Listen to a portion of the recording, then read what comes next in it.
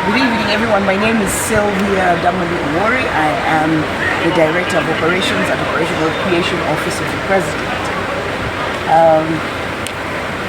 On behalf of our Chief Coordinator Operation of Creation, General Caleb Akandamwaho Sare, I would like to say thank you very much for the people of Northern Uganda for hosting us all of this time and for working tirelessly together with us for us to be able to fulfill our mandate, which is getting people out of poverty. So the next 5 years, 2026 to 2030, our focus is on poverty eradication. We have to make sure that the last mile, the last person gets some money within their pockets, and we have started. This operation has started in a way that we have done an exercise in Agago, in Amuru, where we have distributed about 15,000 seeds, which are about to harvest. And when we harvest, it's going to be at the farmer will be able to get up to 144 billion Uganda shillings in those two districts. So it's been very successful, and now we are going to this pilot has been very successful, and now we are going to take it over to the rest of the region, the rest of the district, starting the next season. The reason why we are here to fight the poverty is to make sure is that we have realized the statistics under UBOS have come out to say that Acholi is one of the poorest regions in the whole entire country. So our target and our emphasis is in Northern Uganda right now. And one of the things that we're basically doing is that after the distribution of inputs that we did for the last 10 years, we now made sure that people have gotten money right up to the last mile through the PDM. And on top of that, we have realized that there's a lot of money in coffee, and we have now encouraged the people in Northern Uganda to start growing coffee.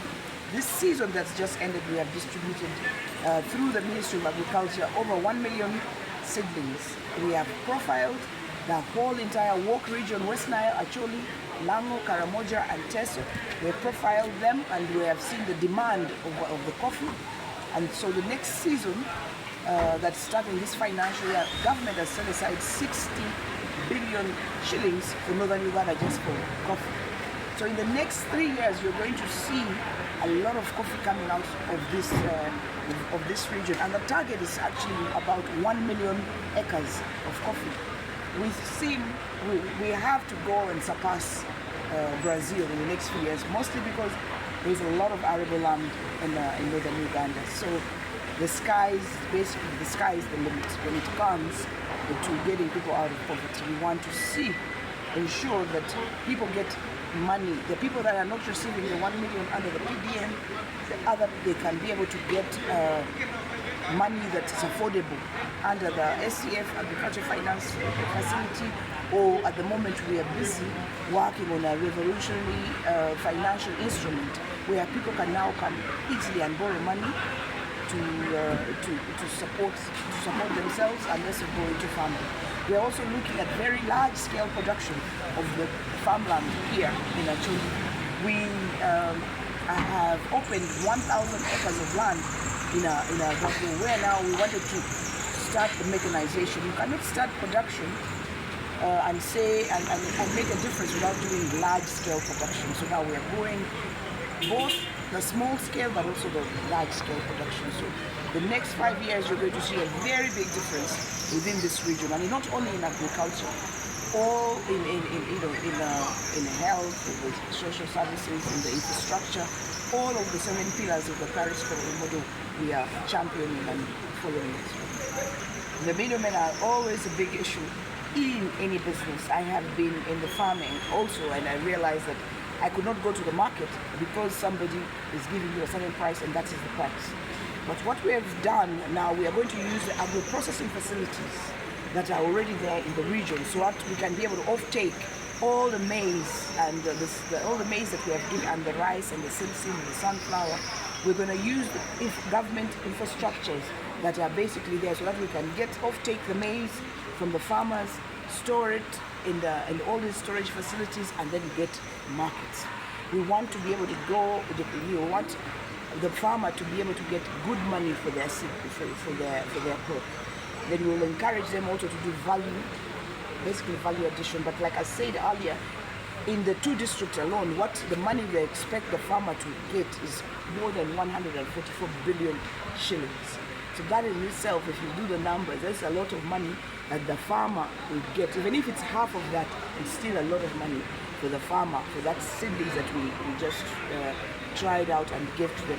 But I want to make it clear, OWC are not officially now distributing seedlings because we have moved from seed distribution to the parish development model. This is something that we are trying out because the farmer were crying out to say, you have closed, OWC is not distributing anymore, and all the seed companies are closing, so we say let us support the seed companies and let's support the farmers with this intervention. So we're trying it out and it looks like it's going to be very successful.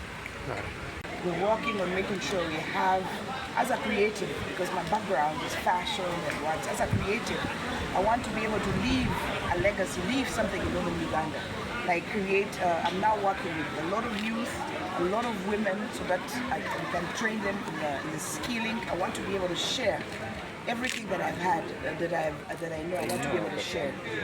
I want to be able to share with the people of Northern Uganda. They have welcomed me and with open arms, and they welcomed OWC.